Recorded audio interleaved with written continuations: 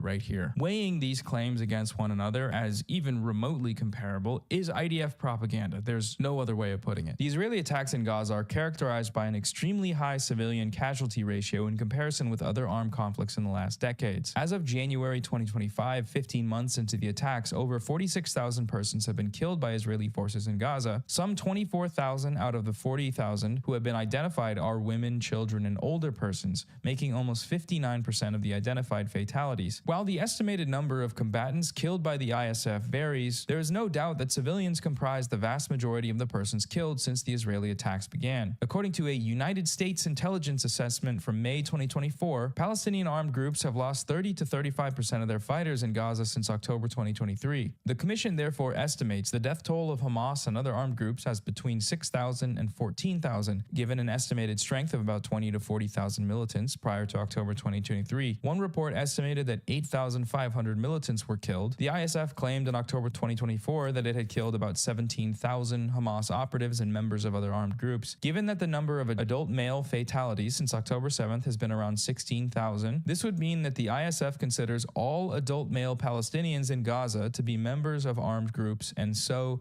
legitimate targets. So even if the total number of male deaths were 16,000, 4,000 less than what the New York Times is so graciously quoting the IDF as saying, that still means that there are no innocent men in Gaza. The IDF has repeatedly egregiously lied about the ratios of combatants to civilians killed. The evidence we do have, far from being the most moral army in the world, it's like the least moral army in the world by a long shot, the army that committed and is currently committing genocide. That's another thing that goes completely unmentioned in this article is the whole genocide thing. Who cares about that though? That's just a bunch of independent human rights organizations. The only credible sources on the matter are the IDF, I guess. There's certainly no conflict of interest there in citing them. Israeli leaders say they will not end the war against Hamas until they topple the group's rule in Gaza and the territory no longer poses a threat to Israel. Hamas has shown some willingness to give up civilian governance in Gaza, but has drawn a red line on disbanding its battalions of armed fighters. How rude of them to refuse to disband their military capabilities. It's not like that's some recognized right under international law for an occupied group of people. Dicks. Israel and Hamas are supposed to be negotiating the next steps in the ceasefire agreement, which would involve a permanent end to the war, the release of the remaining living hostages, and a full withdrawal of Israeli forces from Gaza. Mediators, including the United States, Qatar, and Egypt, have made little headway so far, given the entrenched disagreements between the two sides. Yeah, entrenched disagreements. Both sides have those for sure. Could there be any valid reasons for disagreement among one of the two parties? Perhaps the violations of the ceasefire that you just spent an entire article describing. Could that have anything to do with these alleged disagreements from both sides? I legitimately cannot read the New York Times without getting really angry and writing a script about it. Israeli forces remain deployed in a buffer zone inside Gaza and along the Philadelphia corridor, which runs along Gaza's border with Egypt. Under the terms of the ceasefire, Israel was supposed to have withdrawn from the Philadelphia corridor by mid-March. Oh, that's good. Thanks for the heads up. So they also are violating the ceasefire in another way, on top of the steady drumbeat of attacks. Thanks for letting us know, I guess, at the very last sentence of the article. Really cool. So what do we notice from this article here? Overall, it's just a masterclass in manufacturing consent. The New York Times passively reports clear evidence of Israel's ceasefire violations while weighing them against Israel's unverifiable defenses with long histories of fabrication and falsehood. The New York Times offers a disgustingly passive and vague recounting of the numbers, names, and circumstances surrounding the Palestinian deaths. The death toll of over 150 Palestinians includes many children, such as Ahmad Abed, a 7-year-old Palestinian boy that was killed just days ago. Crucially, though, the article makes no mention of Israel's complete blockage on humanitarian aid from entering Gaza. On March 15th, the day that this article was published, Israel had completely blocked any entry of humanitarian aid into Gaza for over 2 weeks. 2 straight weeks of no food, no water, no supplies, no housing, a recent total halt on any electricity, all of these restrictions calculated to bring about the suffering and destruction of this group of people, and all of them in direct violation of the ceasefire agreement, international law, and the ICJ's provisional measures issued against Israel to prevent the crime of genocide from taking place. To the New York Times, none of this is important. The fact that 6 babies have frozen to death due to the harsh conditions, lack of fuel, and lack of housing, all a direct result of Israel's aid blockage, completely man-made deaths, all of that is unimportant to the New York Times. To end this video today, I want to turn briefly to the newspaper Haaretz. Haaretz is the Israeli paper of record, and Haaretz is weird because a lot of their coverage is as bad or worse than the New York Times in terms of caping for Israel's genocide, but of late their coverage has been quite direct and honest, much more than anything you'll see in the West. That isn't saying much, but let's just read to get an idea. Article headline: 9 killed in Israeli airstrikes in Gaza, including journalists, Palestinian medics said. Right away, wow, okay, look at this. 9 killed in not just attacks, but Israeli airstrikes. They're naming the perpetrator. The victims include journalists, a claim made by the source of Palestinian medics. That's crazy. They didn't call them U.S. terrorist-designated Hamas-run health ministry operatives or whatever. They just said Palestinian medics. How refreshing. The IDF said it targeted a terrorist cell operating a drone that was threatening Israeli forces, while local media outlets in Gaza reported that the victims were journalists using a drone to film humanitarian aid. Even the simple choice of what order to place those sources in quotes in does something, right? Contrasting the IDF's claim with the many sources in Gaza with no conflict of interest, unlike the IDF, makes the summary of the situation a little more honest, I think. Israeli airstrikes in the Gaza Strip on Saturday killed at least 9 people, including 3 local journalists, according to Palestinian medics. The death toll represents the highest number of casualties in a single day since the ceasefire between Israel and Hamas began in January. The IDF said 2 of the victims were operating a drone that posed a threat to the soldiers. The other victims, according to the Army statement, were gathering the gear left over on the ground. They go on to quote the IDF's miraculous revelation that every single person that they killed, including the multiple journalists, were actually covert, undercover terrorist operatives. It's far from the first time they've had such miraculous revelations post-journalist murdering. The Palestinian Journalist Protection Center in Gaza said that the victims were journalists using a drone to film humanitarian aid. The organization said in a statement that the targeting of journalists prevents the world from being exposed to the truth about what is happening in Gaza, and called on the international community to condemn attacks on journalists. This assault constitutes a war crime that violates press freedom and endangers media and aid workers, they added. More journalists have been slaughtered in Gaza over the course of the last 17 months than any conflict in modern history. This is just another chart in the long graph of such murders. And on top of there being a righteous call to condemn such actions is the repeated cowardice of journalists from places like the New York Times for staying completely silent on what's happening, for being willing to publish articles that normalize Israel's war crimes and genocide, while the people of their own profession are being cut down, murdered repeatedly with their families. They can watch this happen and still report on the very murders of the people that are in their profession, while immediately sharing the murderer's side of the story. It's just despicable and cowardly, and every journalist that works for the New York Times should be ashamed. Hamas said in a statement that the deliberate killing and barbaric attacks once again confirm Israel's intention to undermine the ceasefire agreement.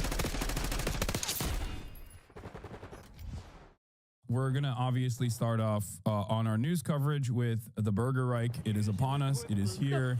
Very much so. It is incredibly damaging. The Alien Enemies Act is being used for the first time ever in U.S. history when there is no active war happening. This is devastating for many different reasons, but it is one of the darker chapters of American history when we had Japanese internment camps here in the United States of America, as you guys might recall, during World War II. Instead of learning from those lessons and vowing to never repeat them again, Donald Trump has now decided to use that same act, this time against Venezuelans. Venezuelans that he actually brought here. Venezuelans that had to escape Venezuela as a direct consequence of the sanctions regime that he implemented against Venezuela, and then also offered temporary protected status to. Donald Trump was such a fan of TPS that he actually offered an extension on the TPS, temporary protected status, that he had afforded to the Venezuelan migrants coming in from Venezuela, the refugees, on his way out. Now, 4 years after that fact, when he's back in office, he's back with a vengeance. He's now decided that if you are of Venezuelan descent in the United States of America with a temporary protected status, which means proper documentation, mind you, as a refugee, he will revoke it. He will treat you as a hostile enemy combatant, and he will falsely smear you and claim that you are a part of the Venezuelan gang Tren de Aragua. And even if judges decide that this is illegal and try to hit a TRO, temporary restraining order, to stop the administration from falsely shipping Venezuelans not to Guantanamo Bay this time, but instead to the CCOT facility in El Salvador, which is a direct concentration camp, the Trump administration will still follow through. They do not care. It is a new era of fascism. Earlier this morning, I said, I think that an even darker chapter of American history might be upon us. People might turn around and say, what do you mean, Hassan? America was founded on indigenous genocide. America was founded on ethnic cleansing and upholding chattel slavery. America was built on white supremacist slavery. You're right. And yet I still think that this next chapter in our history might be even darker than that. Truly, because it kind of feels like we are moving into the new fascist movement here in the United States of America, like straight Nazi Germany. We have a lot more technological prowess to be able to engage in industrialized death, and we are officially there. Let's take a look. Over the weekend, the Trump administration deported hundreds of Venezuelans that it says are gang members, despite a judge's order to turn the flights around. The law at issue dates to 1798. A constitutional clash is likely looming. Chief White House correspondent Mary Bruce is tracking the story. Good morning, Mary. George, good morning. Well, we are now seeing a real showdown between this administration and the judicial branch. The White House this morning is celebrating this move, insisting the president is acting within his authority to speed up deportations, despite that directive from a federal judge that these Venezuelan immigrants be returned to the U.S. immediately. This morning, hundreds of alleged Venezuelan gang members are waking up in prison in El Salvador after the Trump administration rapidly deported them, ignoring a federal judge's directive. This video shared by El Salvador's president shows the... It's sad that we will never ignore injunctions or court orders at the behest of a greater good for the public. Like the what are you going to do about it mentality should have been ever present when the Biden administration was following the letter of the law and using its executive powers to abolish all student loan debt, right? Can't do that. No, we can't do that. Those are institutions that we must defend. Okay, here's how you do it for evil.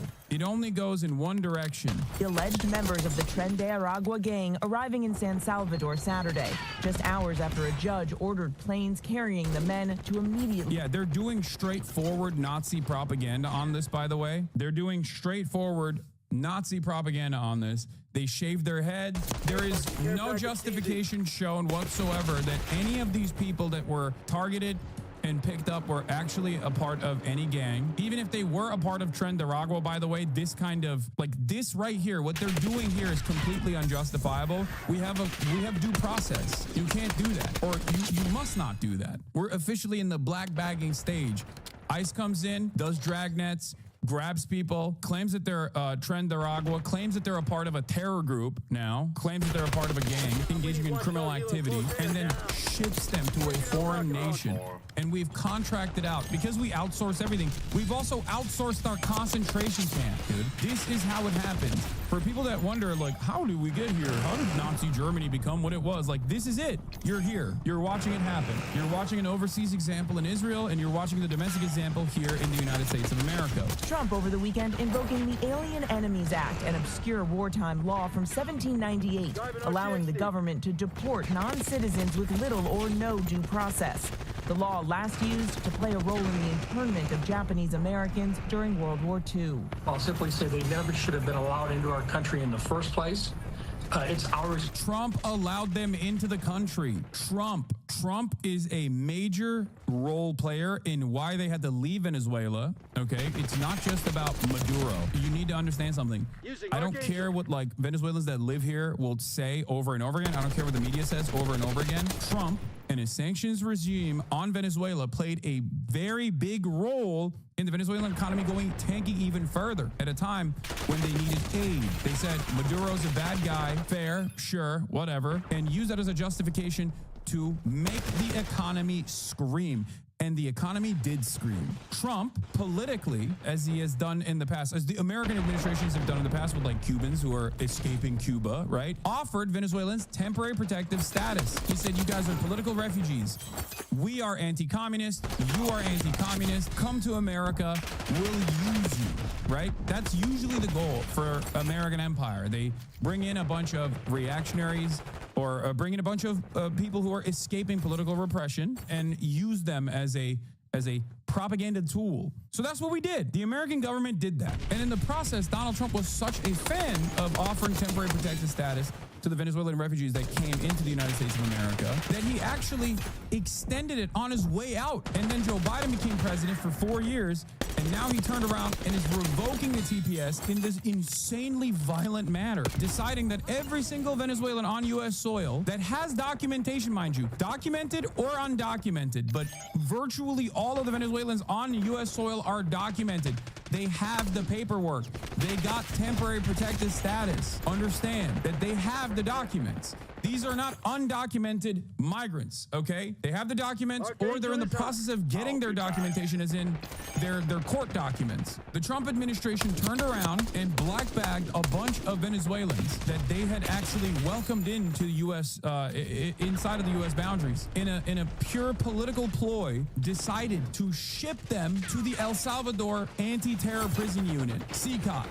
We've watched the El Salvador CCOT prison before on this broadcast because a bunch of right-wing Mexican YouTubers went there and glazed Bukele and also the prison structure and talked about how awesome it is that they're like torturing people there. Lights on 24/7. Here we are. Another gross violation of human rights. 7.7 million Venezuelans have left the country since 2015, okay? They've gone mostly to other Latin American countries. Some of them have gone to Spain, and some of them have made their way all the way to the United States of America. The largest population went to Colombia, obviously, as I talked about before. This is a major destabilizing force. When you have 7.7 million refugees, you have a refugee crisis, and it did not have to be this way. Even before he started the slave labor business, I could take one look at this guy and guess he was already embezzling from the treasury. Not that we needed the help, but American prestige will crater even further when everyone figures out the obvious here. Yeah, Nayib Bukele, who has been yelled at by Donald Trump, ironically enough, on numerous occasions, which is why I always thought it was strange. Donald Trump would go on CPAC and be like, Nayib Bukele, he sucks. He's dumping out his prisons, like probably because he doesn't know anything about Latin America. He probably thinks El Salvador is Venezuela or something. And he would constantly shit on Nayib Bukele, who's also a crypto guy, is now working with him because he said, hey, it's great.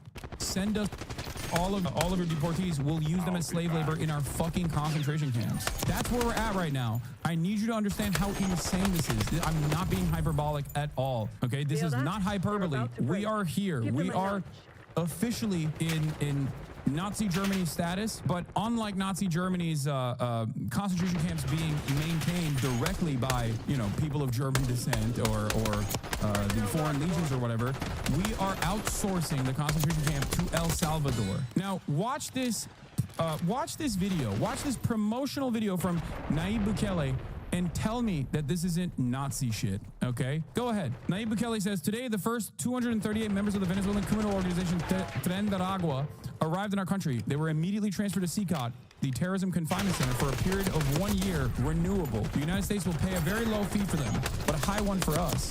Over time, these actions, combined with the production already being generated by more than 40,000 inmates engaged in various workshops and labor under the Zero Idleness program, will help make our prison system self-sustainable. As of today, it costs $200 million per year. On this occasion, the U.S. has also sent 23 MS-13 members wanted by Salvadoran justice, including 2 ringleaders. One of them is a member of the criminal organization's higher structure. This will help us finalize intelligence gathering and go after the last remnants of MS-13, including its former and new members, money, weapons, drugs, hideouts, collaborators, and sponsors. As always, we continue advancing in the fight against organized crime, but this time we are helping our allies, making our prison system self-sustainable and obtaining vital intelligence. They're making their prison system self-sustainable by doing slave labor. We're doing slave trade shit for Venezuelans who have not gotten any due process whatsoever. Venezuelans that have not, this is a work camp, okay? Arbeit macht frei shit, understand? Work sets you free shit. It is, I don't know what words to use. Like, it is not hyperbolic at all when I say this. We're there. We're here, okay? This is it. This is the first step of the final act of the darkest chapter of American empire, okay? Full tilt fascism. It was the first thing that Rubio made headlines doing when the admin got into office. It supposedly can hold 40,000 people, and Rubio said we'd like to send U.S. citizens there as well. Yes, I remember. Anyway, watch this. Watch this and tell me if this isn't Nazi propaganda.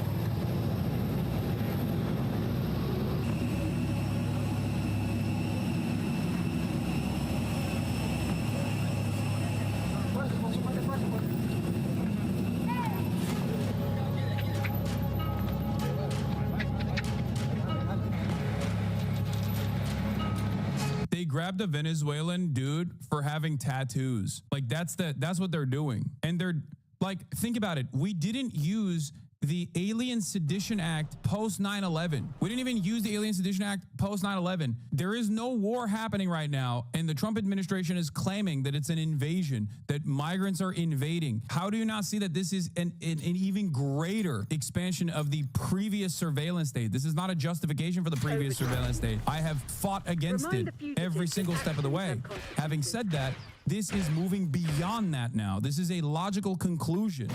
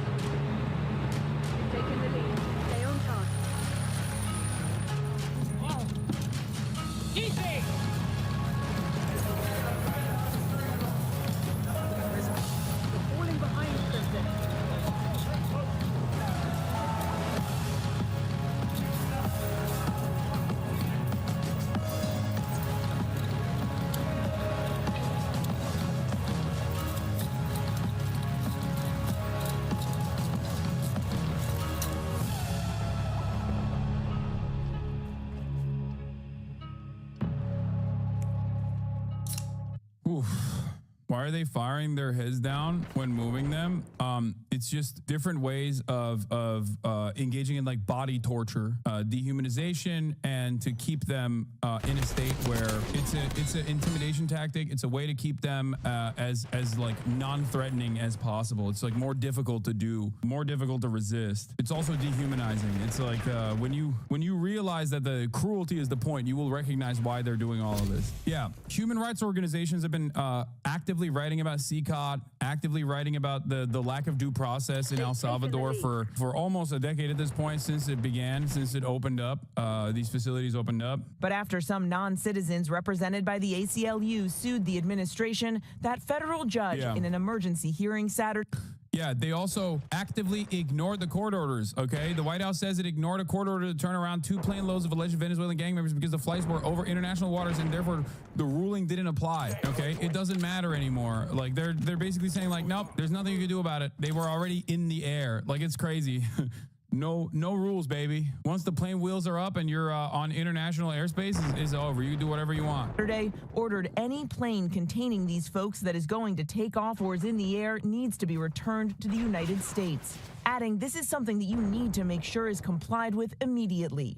The 2 planes already in the air, sources tell us the administration made the calculated decision to ignore that directive. Sources say the planes carrying the alleged gang members took off during the hearing, the administration eager to get them in the air out of U.S. airspace and over international waters before the judge's ruling. In response to that order to turn the planes around, the president of El Salvador, a Trump ally, posting, "Oopsie, too late."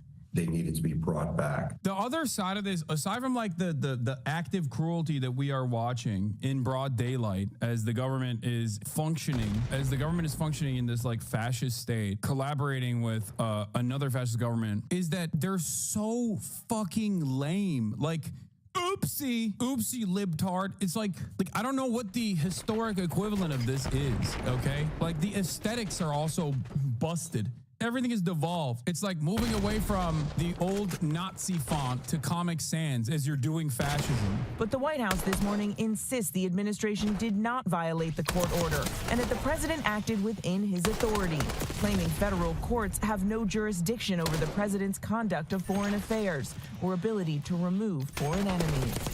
Now, all of this is coming as a Brown University professor, Dr. Rasha Alawi, a kidney transplant specialist, has been deported despite having a valid work visa and despite a court order temporarily blocking her expulsion. A Lebanese citizen, she was detained last week after returning to the U.S. from visiting family and put on a plane out of the country, again, despite that court order. A hearing in this case is expected later today. Okay, George. Mary, thanks. Let's get more on this from our chief Washington correspondent, John Carl. John, let's start with... I get what you're saying, but why would you want gang members in your country? Oh my God. Oh my God. Chatter, I'm going to explain this one more time. Why do you believe everything that the government tells you? Why do you automatically assume that every single person being deported is a gang member? Why do you not want the American court system to actually actively handle violent gang members? Why? Not every country is El Salvador. Not every country has a concentration camp like this. If there are violent criminals that have engaged in violent criminal acts and they don't have citizenship on U.S. soil,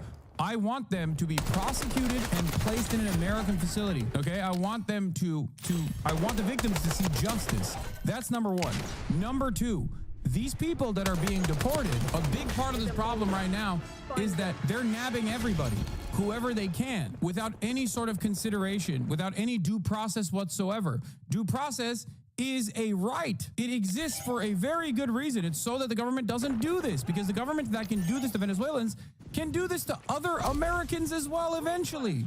And if you think that they're not going to do that, you are fucking delusional. They are lying to you. They're trying to get you to respond by going, I don't understand. Why do you want violent criminals to stay in this country? That is the entire purpose. That is the entire reason as to why they are claiming anyone and everyone is a terrorist. They said this about Mahmoud Khalil, who was not a terrorist at all. He was a Columbia University student negotiator. He was a lead negotiator for the student movement on Columbia campus. He had never violated a single law, and they actively admitted that. They said he didn't violate anything. We just think he's a terrorist. We think he's a threat to American foreign policy, so he's now going to get deported. We're going to revoke his green card. A green card means you have legal permanent status. A green card is one step removed from being a naturalized citizen. The only difference between a green card holder and a full-blown U.S. citizen is that you just, or a naturalized citizen, is that you don't have the right to vote. That's it. He endorsed terrorism? No, he didn't. No, he did not. And for the record, even if he had, that is not, it's not, you can't deport someone or revoke their citizenship for that reason. You can't do that. Following the Trump administration's move to deport more than 130 Venezuelan immigrants by invoking the Alien Enemies Act over the weekend, you might be wondering, what exactly is that law? Well, the Alien Enemies Act was passed in 1798.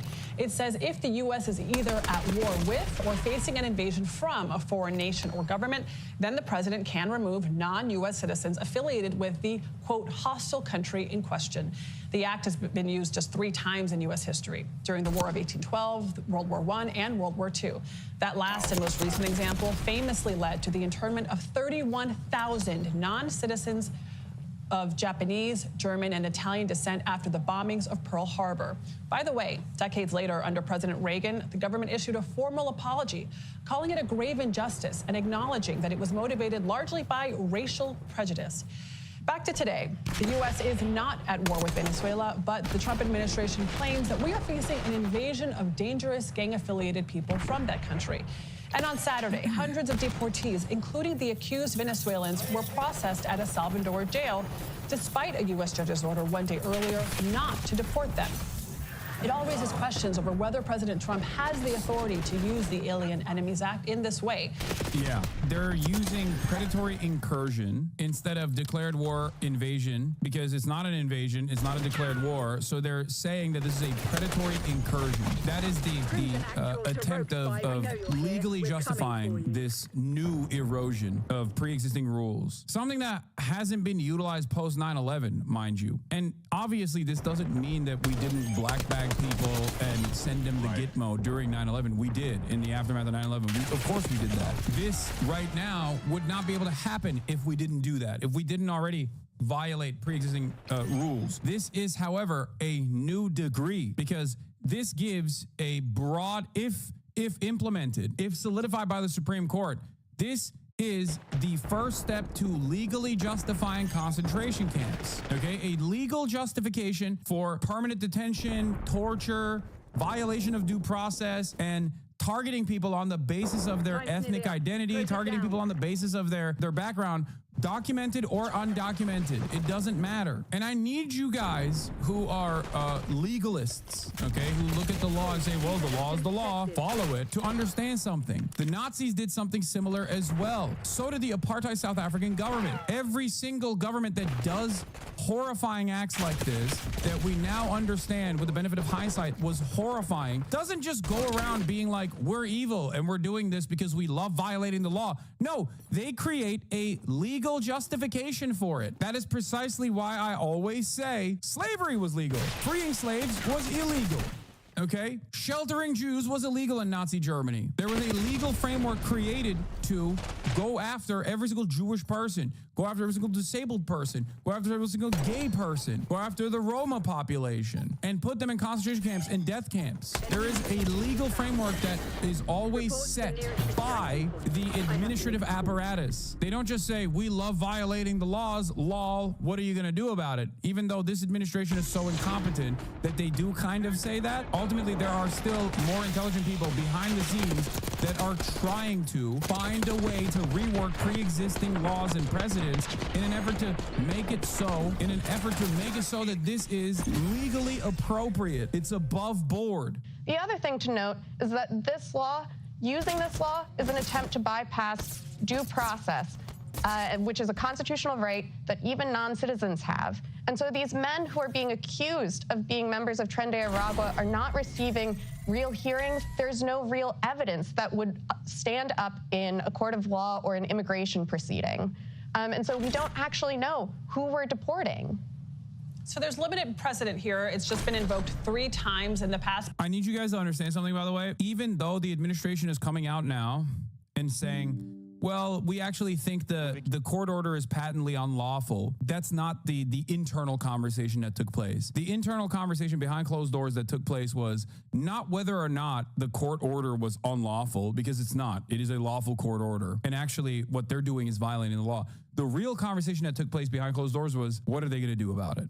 Can we get away with doing this? And they decided, yes, we can get away with doing this. We can get away with just not listening to the courts. This actually shakes the foundation of the judiciary in a very meaningful way. This is a huge, huge erosion of the checks and balances that are supposed to exist in this country that obviously have been neutered. Like, the legislative body is completely ineffective. It is completely neutered. But this is a constitutional crisis ready to explode, okay? This is 2 months in, and we are officially saying bye-bye to the judiciary. You need to understand how damaging that is. You need to understand how devastating that is. The last set of checks is now being eroded, shredded. Americans, I think, due to the comfort of living in the imperial core, cannot comprehend what it's like when a fascist dictatorship overtakes your government. An authoritarian leader comes in and just starts violating all of the previous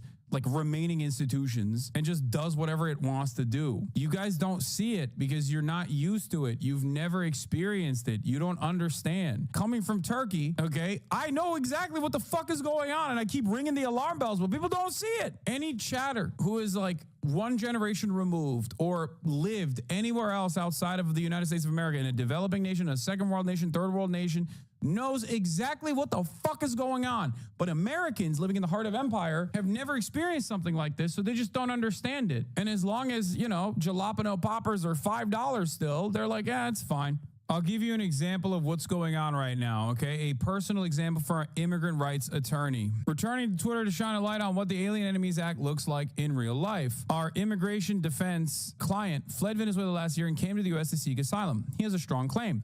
He was detained at entry because ICE alleged his tattoos are gang-related. They are absolutely not. Our client worked in the arts in Venezuela. He is LGBTQ.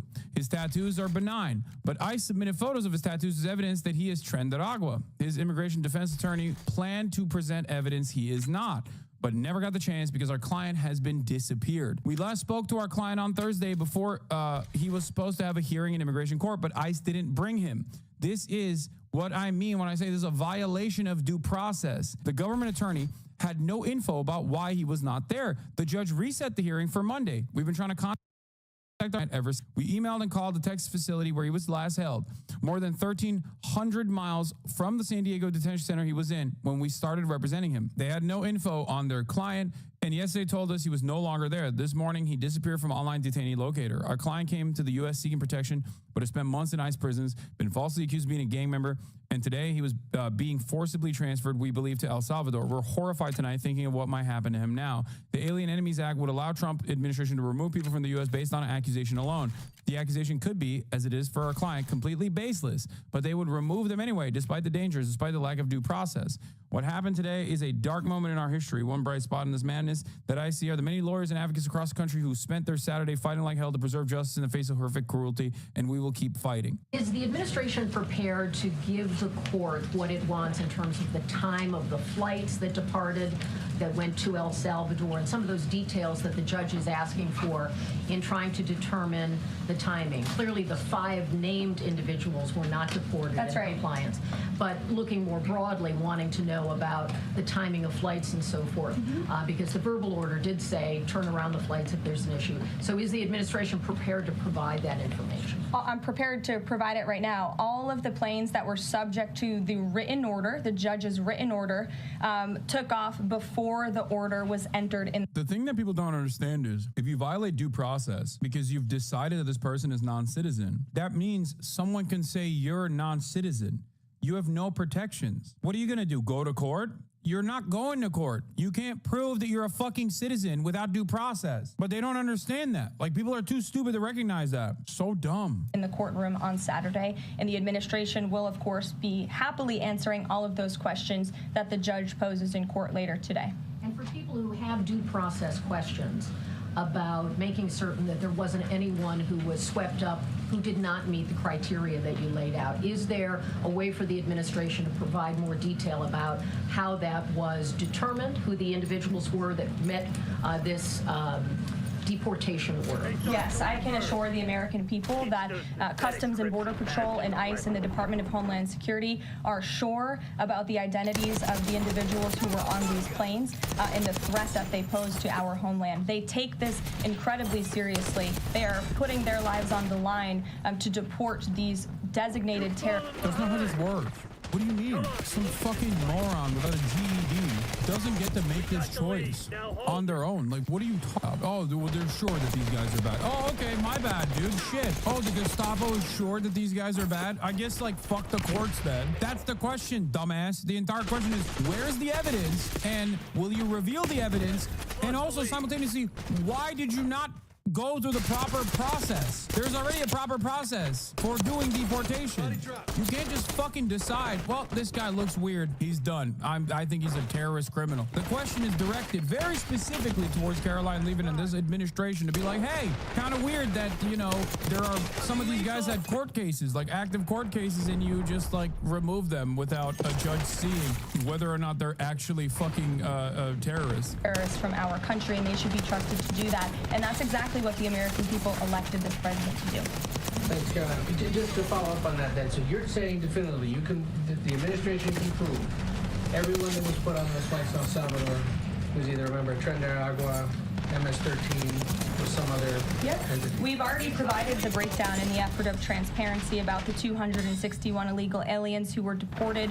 137 of those were deported under the Alien Enemies Act. 101 of those were Venezuelans removed via Title VIII, which, as you know, are just regular immigration proceedings.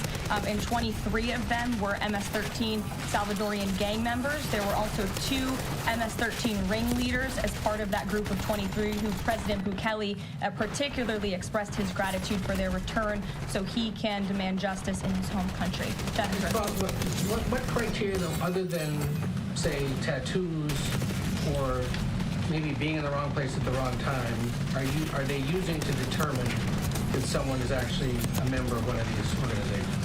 Intelligence and the men and women on the ground in the interior of our country who are finally being allowed to do their jobs. Their hands were tied under the previous administration, and as I said, they take their jobs very seriously. They should be trusted and respected by the American public with this operation. And of course, as I said to Kelly, the administration will provide all details to the questions that the court poses. Okay, I need to explain something to you guys. Even if they are literally the most violent criminals you have ever seen in your entire life, you still can't deport them without a court hearing. That is fucking insane. You can't do that because this is not about the individual scary migrant. This is about the entirety of the court system and the reasons for why it exists. You can't trust me, bro, as a fucking means of deportation. That makes no sense, because if they can do that now for people that they are claiming without any sufficient evidence and no actual court orders, and the only court order basically being the exact opposite, they can do that to anybody. So this conversation that's taking place is not even about like the immediate Venezuelans or the immediate El Salvadorans that were deported. It's even broader than nuke against Hassan Piker. This video was to be the end of Hassan Piker. It was to be Ethan Klein's glorious victory. He was going to prove for good that Israel is actually epic, Palestine is wrong, and that Hassan Piker is a terrorist whose career was going to be over after his expose. Now, here we stand, about 40 days after that, and Ethan Klein, rather than uploading his glorious Victory Lap follow-up video to this supposed content nuke on Hassan Piker, has uploaded the video alleging that there is a Reddit gang stalking ring that apparently like camped outside his house or something, and his world seems to be crashing down around him. Okay, well, it seems like the content nuke against Hassan Piker was not actually a nuke at all. So we're going to check out this gang stalking delusion video made by Ethan Klein. And we're going to see what he has to say. So just before we move on, Ethan making this video is in regards to a supposed visit by Child Protective Services to his house, which, to be clear, I still have not seen them provide any evidence that this happened. Maybe they have, who knows. But either way, if it happened, it's because of what they themselves said in their own podcast, rather than anyone reporting them dishonesty or anything like that as they are attempting to claim. I will show you the clip that is clearly enough to warrant such a visit. This is a clip from the H3 podcast from the 17th of February, where Ethan states in no uncertain terms the following. 1. His dog had the parasite Giardia. 2. One of his children contracted the parasite Giardia from the dog. 3. His wife Healer contracted the parasite Giardia in some fashion. 4. Now he thinks that he himself has the parasite. Klein then goes on to state in no uncertain terms that he believes that you contract this parasite in only one way, which is through eating feces. Now, if you were a CPS officer and you saw this clip, you would likely want to check on this family. Of your own volition, you didn't need anyone to tell you to do it. Watch. So that's only one part of it. The next part is... What's the next? That Olive has Giardia, which is it's a bacterial infection in the intestines that makes you have diarrhea. And Olive has this? Olive has this, yeah. She came to us with it. Okay. She had diarrhea and... oh, poor baby. Ducky came to us with that too. And I just wonder why... It's relatively common. It should be... They should have found it already. But anyway, so she has Giardia, so we have her on an antibiotic, but we had to wait until Monday, which is today. We just got it today. And, well... Sonny's crawling around. He's putting everything in his mouth. He's at that age. He has Giardia. Oh, shit. Oh, and now Ela has Giardia. Shut. For real? And now I think this morning I had diarrhea. Oh my God. Jeez, what can I do to not get it? Yeah, I'm trying to, because I'm not trying to get it. Crack the AC, maybe? It's extremely ridiculous to get. You have to ingest my poop. Are you planning on that? Never. Not really. So then you're fine. Okay. So Ethan Klein is trying to self-victimize here when he straight up said this in like a 2-minute long rant on his podcast. just oversharing to the maximum, claiming that his child had contracted a parasite and then going on to elaborate and imply that this had been through eating shit. No, he has no one to blame for this other than himself. Because for one, if this actually happened or anything even remotely approximating this happened, then those kids needed to be checked on. But for two, you also, like, if this wasn't true, if you were like telling a joke here or something, as I'm sure he's trying to claim now, why the fuck would you just say this anyway? This isn't funny. Like, there's no reason for you to just say this unless it was true. Boggles the fucking mind. To self-victimize after this is insane. And now he's trying to frame a visit from CPS as if it was like a swatting or something. It's not, okay? A visit from CPS is like a guy with a clipboard coming to your house to check on the kids. That is not a traumatic experience. That is not swatting. You are not in any danger. What is very interesting about this is that Gila has said afterwards, because these people apparently just cannot stop giving up too much information. She posted a story where she claimed that they are being harassed, which we're going to get into as well, don't you worry, and then said that they called Child Protective Services to our house yesterday and they are now performing an investigation. They would not perform an investigation unless what they saw was bad enough to warrant one, unless they had some sort of suspicion of something more going on. So quite clearly here, if this actually happened, if this Child Protective Services person actually visited, like what they saw was bad enough that they did not just close the case right then and there. They decided to continue. And now Ethan is blaming this on other people. He's trying to say, oh, how dare they report us for this, rather than saying, are we perhaps doing something wrong here that could cause Child Protective Services to think they need to perform an investigation on our children. The idea that they are spewing here is that like one random person called CPS on them and told a lie, which to be clear is obviously not true. Reporting on what Ethan Klein himself said during his podcast wouldn't be lying. And then this CPS officer who visited them saw enough to, according to Gila here, warrant further investigation. That is something that is on you guys. It's not on fucking anyone else. For them to try and blame anyone else for this, like they're coming for my kids. No, they're not coming for your kids. No one's coming for your kids. CPS is investigating based on what you yourself said and what they saw in your house when they visited you. This is not because of an internet harassment campaign. This is because of what you said on your stream regarding your kids contracting Giardia. And apparently, according to you yourselves, what Gila said here, they saw enough when they visited you to warrant further investigation. That is all on you. It's not on anyone else. And I certainly hope that if your kids are in danger of health problems, that CPS would at the very least attempt to help you in your parenting so you can stop giving your kids parasites. Thank you. I think that's a pretty basic thing to say. Now, Ethan has also very recently, ironically, spurred harassment campaigns against other people. For example, just yesterday, a member of Ethan's subreddit attempted to contact my family members and find out where they live, which is very interesting. So you can see here, this fella right here said, 1 like, and I will message Bad Empanada's mother on Facebook, and then said where he believes that she lives or my family lives. Interesting. Given that I've never shared anything approximating such information, I wonder how this H3H3 subreddit member got such information and on whose incitement they decided to search for it. Very interesting. Look out for this fella who is proudly wearing Teddy Fresh garb in his photo. He's since deleted his Reddit account. However, this is a very bad thing to do when you live in Australia, as this guy does, given that there is a 6-year prison sentence for doing it, and we'll see how that goes for him. But worse than that, way worse than that, Ethan Klein's fans have been tracking down the family members of a guy who he doxed on his stream and told his fans to harass this guy on his stream. It's been a week since that happened, and a week later, this guy is still reporting that he and his family are getting death threats. For example, he got a death threat from this Ethan Klein fan.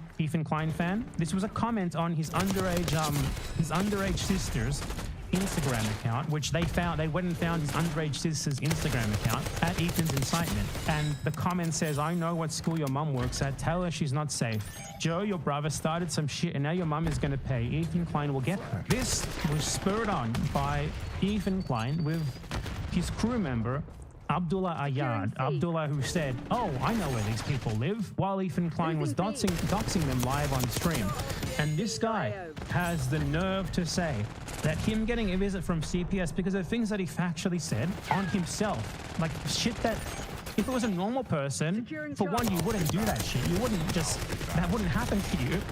And for two, the CIA would not be able to torture that information out of you. It's that embarrassing. He just openly overshared it on his podcast. That's obviously, if this CPS visit even happened, if this investigation is happening, what they acted upon, and they clearly saw enough to, when they visited, to warrant not immediately closing the case, given here the client himself said so. So that is a little bit of extra context here. I could go into more stuff, like the fact that Ethan Klein has a long history of of defamation and spurring harassment against other people. For example, there was a guy, Patrice Wilson, who was a rather cringeworthy record producer who would go everywhere and try to find child artists who he obviously he wanted to find the next big thing and make it rich, and he made cringe music videos and stuff. Ethan Klein called this guy a pedophile for years. He was the guy behind Rebecca Black's Friday, I believe, which is very, very famous. Ethan Klein called that guy a pedophile for years, to the point he tried to kill himself, when what he was guilty of was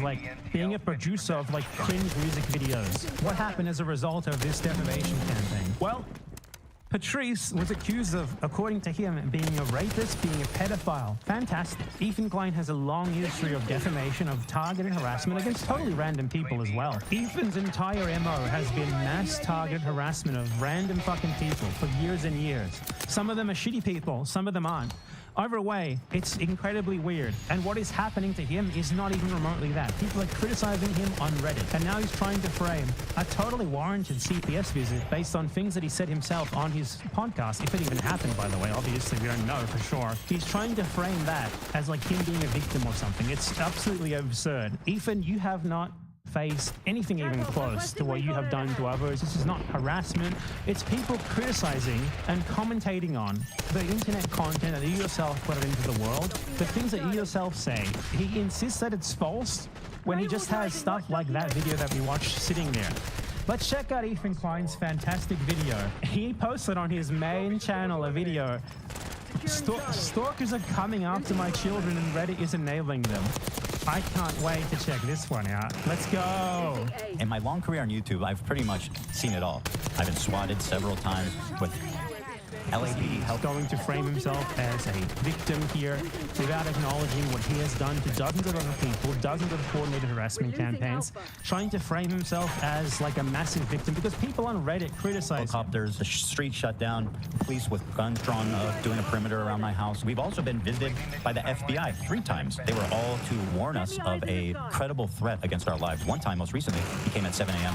and said, "Do not open any packages until you hear from me, as we have credible bomb threats against you that we found online." I thought I'd seen it all. I knew this content nuke was going to draw a lot of negative attention, seeing how extreme Hassan and his fan base are, and his orbiters. But it's gone that badly that the supposed career-ending content nuke on Hassan, lengths to which they've gone to harass us and get revenge for going after their god king Hassan has frankly gone beyond any type of point. Hassan Piker is leading or inadvertently leading a mass Reddit harassment campaign against him. That's the narrative here. Let's see how much it is actually backed up by the evidence. And humanity to the point where they're calling CPS, Child Protective Services, to come to our house and break up our family. Again, he has no evidence that anyone called CPS. 2, he's trying to say that CPS would just break up this fucking rich, fat millionaire family living in a mansion with no cause, no reason to do so. That's obviously fucking bullshit. He's framing this you can just call CPS and they will go somewhere and immediately take the kids away. And that obviously is not what happened. You're not even fucking close. He's framing it like a swatting. It's not that at all.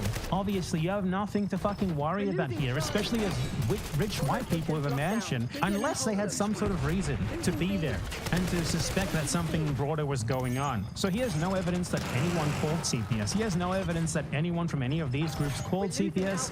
He does not know how CPS came to his house. There's no reason at all to go with his narrative here. It's pure narrativization, nor has he provided any evidence that if there was a call to CPS, it was not warranted. Because as we've gone over, the things that he has said on his stream should be bad enough to warrant at least a checkup. By the way, I did not play the rest. There are entire videos. We're talking about dissent attracting flock. His crew and he have talked about their problems with like their pet excrement constantly on their show over the years. Do you want to read? You're talking about sex. If you want me to read this, but when I got here and I was saying I don't see any flies, I heard some of you guys saying it's here. We're in the control room. Weird. It's everywhere. Fruit in your control room. It's literally everywhere. Not anywhere in the near office. my fruit. Wouldn't they be on my? Oh my God! I can't believe we're debating this. Read the Reddit post. All right, you made me do this, Ethan. Show it. God. You made me do this. Do you see any flies around my fruit? I don't think it's just like, oh, I put fruit here and flies. There's 7 minutes of this. What's down there, so he'll be walking. But there is more than enough probable cause for at least a CPS visit. And a CPS visit is not the end of the fucking world as he's trying to frame it as. No, is it? Like he's trying to frame this as like by default something unimaginable and unwarranted. Like it's unthinkable that these two could ever be bad parents. They could ever do anything wrong as parents. Is that correct? I'd say quite clearly that it's not.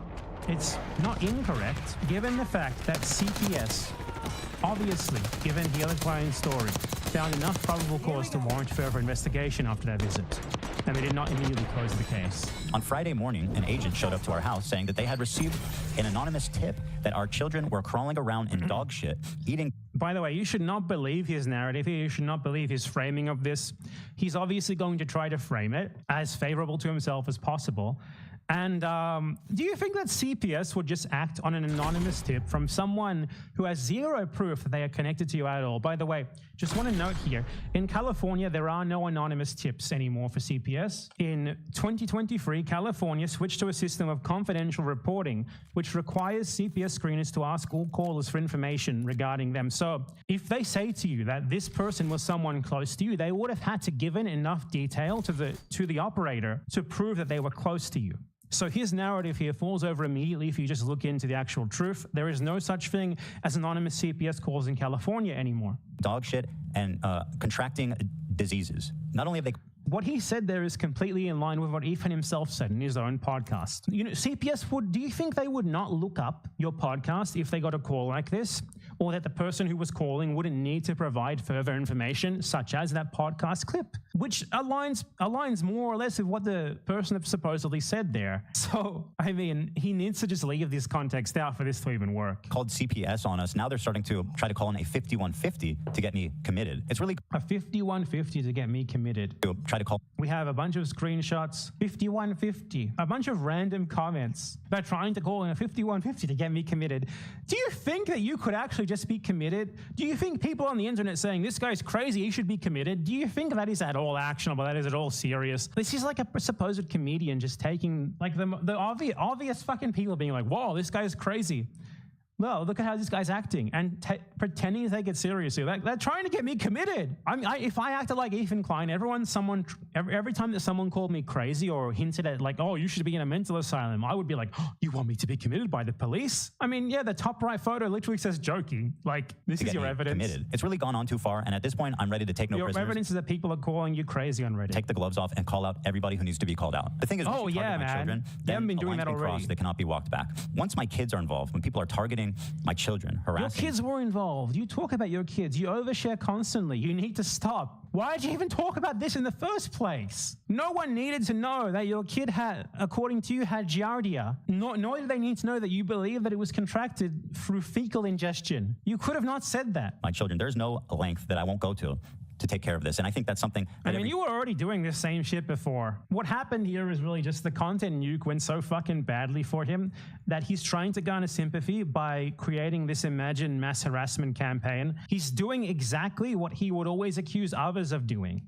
Except in those cases, he would go against these random people and just organize targeted harassment against them for basically no reason at all. In this case, it's just people criticizing him, and he's calling that targeted harassment. Parent can relate to. All these people, incidentally, who are promoting this type of insanity are, in fact, childless and will likely remain that way. The CPS agent showed up and... If only we had children, then we could understand. Ranting about your children getting a parasite on stream. Started asking us all kinds of questions like, who feeds the kids? Who takes care of the kids? What do you do to the kids when you get angry? How do the kids sleep? Do the kids have toys? Is that what happens when you get mad, or what happens when your kids get mad? He walked around the house. He looked in our refrigerator. So he asked you the questions that they ask everyone when they visit. Oh, walked all around looking for dog shit, apparently. Although when he showed up immediately, he said, wow, this place is clean. Our 3 and 5-year-old boys were at school. that definitely happened. Our 8-month-old is upstairs sleeping when he visits, and he says, I need to go upstairs and look at your infant visibly to see him and confirm he's okay. But he's napping in his crib. He goes upstairs to look around the house, to snoop around.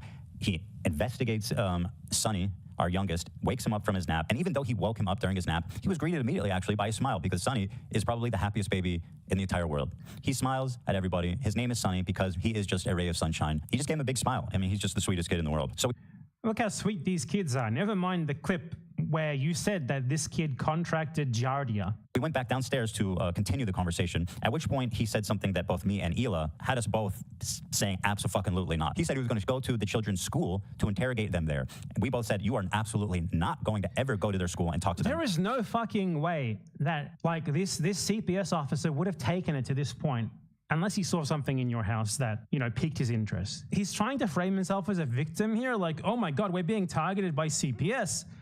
What did this guy see in the house that he wanted to actually interview the other children? What the fuck? That is fucking insane. We agreed that he'll come back to our house and interview our 3- and 5-year-old children at a time when they're at home, so he doesn't need to humiliate them in front of his peers, his teachers, the staff there, and, you know, needlessly stigmatize them. My young 3- and 5-year-old children, who are sweet and innocent as can be, have not yet been interrogated by a CPS agent, but that is due to happen on Wednesday. He also spoke to our nanny, our housekeeper. He's called the pediatrician that takes care of... This is pretty fucking serious. Like, this does not just happen based on nothing, Ethan. They do not take an investigation to this level because you're a poor little victim who got falsely attacked or something.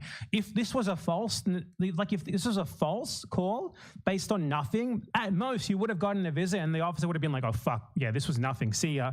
What happened here? This is so much worse than you are trying to frame it as. This is, if anything, a warranted investigation, because clearly on the visit the guy saw enough that he believed that further investigation was necessary. The kids, he talked to them. How are you, like, if that's the case, if a CPS officer came to your house and thought that what he saw was bad enough that further investigation was necessary, you aren't a fucking victim here. Something clearly needs to be done to get you to take better care of your kids in that case. Pretty much sifted through every angle of our life having to do with our kids in an extremely violating, insulting, unbelievable way. Just a complete breach of privacy and inhumanity. Oh, how are you possibly not understanding the broader implications of this?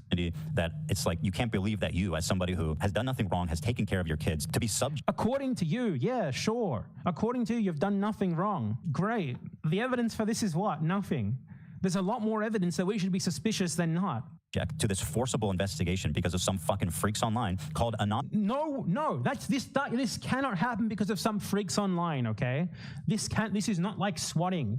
This can't happen. Investigation can't get to this level just because of some person online calling CPS and lying, especially after the CPS officer has already been there. They have clearly seen more than what he's letting on. Anonymously, to say that our kids are crawling around in shit. The immediate question for me was, who did this and how am I going to hold them accountable?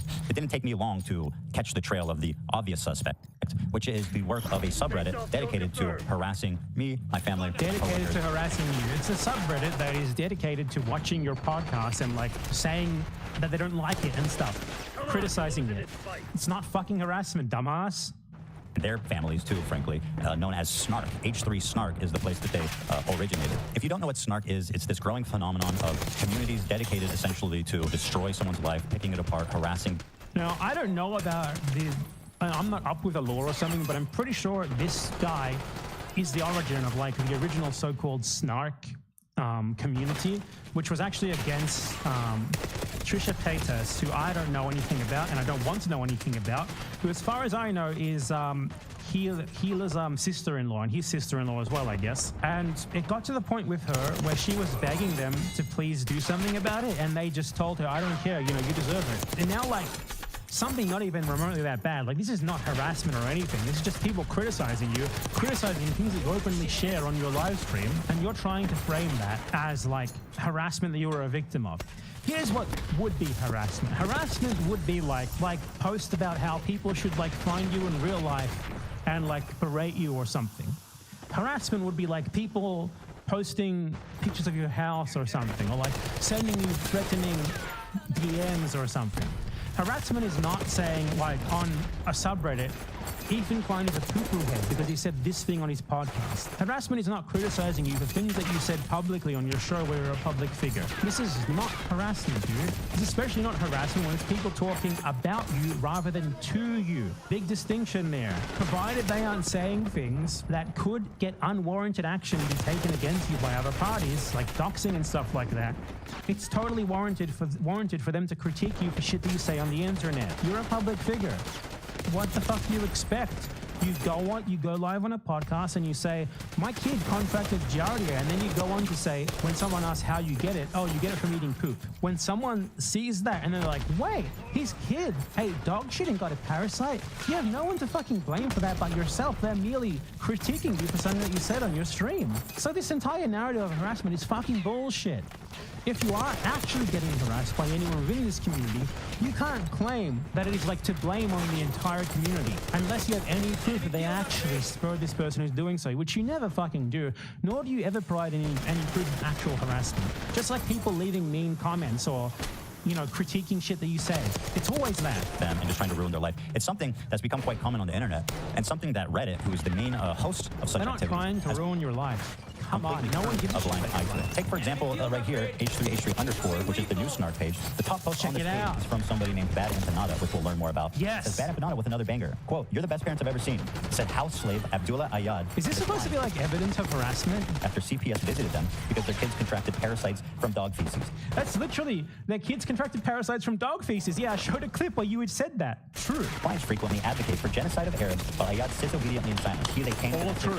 This is just literally, anyone of a normal disposition can see plainly how fucking insane this is. It has 400... Why is it insane? 3 hours. Are you going to explain why it's insane? Okay, here's why it's not insane. For one, CPS was factually visited Ethan Klein because Ethan Klein factually said on his podcast that his kids had contracted a parasite from what he said was ingesting dog shit. This was factually said. Two, now I don't particularly care about American sensibilities regarding the term house slave because what house slave means is someone who is of an oppressed group yet who betrays other members of that group in order to maintain their own position within the social hierarchy. That is precisely what he does. 100% true. This guy sits there while Ethan Klein does Zionist propaganda and says nothing. He's paid by Ethan Klein to like praise him and talk about how awesome and cool he is. Here's what he said to Ethan Klein, like the most fucking gushing crap you'll ever see anyone see. Okay, I know it doesn't need to be said, but you guys are truly the best parents I think I've ever seen.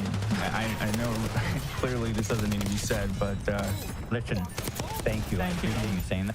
So yeah, that's why I called him a house slave. Now, house slave is a term that is very much like capo. It is a term of modern relevance, very much modern relevance. And yeah, calling him a house slave or a capo is very accurate. Ethan Klein in the past has called Jews who support Palestine, he's called them capos. He said that Jewish Voice for Peace are capos. House slave is functionally the exact same term as capo. It's like a collaborator who betrays other people in their group in order to obtain personal benefit. In this case, he is paid by Ethan Klein to be a yes man in order to obtain personal benefit at the expense of other members of his group, Arabs.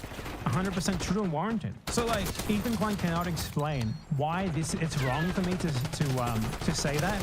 He just says any normal person will find this bad. Why? How? Explain. He cannot. Is that really the best example that you got of you being like harassed by this subreddit? Is that like me insulting one of your crew members for completely valid reasons? Here is a clip of Ethan Klein comparing Jewish Voice for Peace to capos. There was Jewish collaborators with fucking Nazis. Ethan, don't do that, please. Don't say that the Jews' Voice for Peace are akin to capos. Like, that's... I'm telling you that the mere existence of Jewish voices it's not a leg to stand on. I don't understand that. But of course, there's going to be failing. But the most important component here, it's like you're tokenizing a few Israelis. It seems silly. Okay, so Ethan Klein's like fake outrage at me calling this guy a collaborator is obviously performative bullshit. This guy is just such a slimy little snake, isn't he? One second he'll call Jews who are pro-Palestine capos, and next second he's waxing lyrical about being outraged about me calling this guy a house slave, which is functionally the exact same term. And I ended it calling him a tame domestic animal, which is what he fucking is. They have tamed this guy. They have house-trained A.B. Ayad better than they ever trained their fucking dogs. This guy sits there obediently constantly doing whatever they want him to do for a paycheck. Whatever his own views are, I'm sure that they are not in line with Ethan Klein's, but he just sits there, takes home whatever they pay him the whole time, and says nothing as they do Zionist propaganda, as they invade his own country, Lebanon, as well, as Israel has invaded his own country, Lebanon. So yeah, there's nothing crazy or wild about that story. It's insulting for sure, but to call that like harassment or anything, it's not fucking normal to insult people. You're allowed to insult people, Ethan. Calling them a collaborator is an opinion. Using terms like house slave or capo is an opinion, one that you yourself have expressed in the past.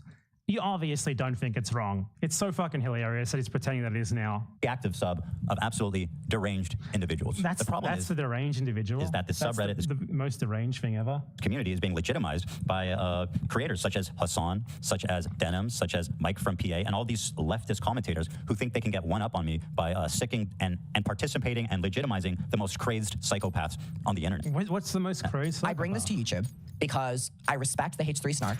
And this guy's Adam McIntyre. Hillary Klein just said that Adam McIntyre should be disappeared, which is a reference to the Israeli practice of disappearing Palestinians who are then never seen again and are presumed dead. Just want to note that. This is the person who Ethan is trying to claim is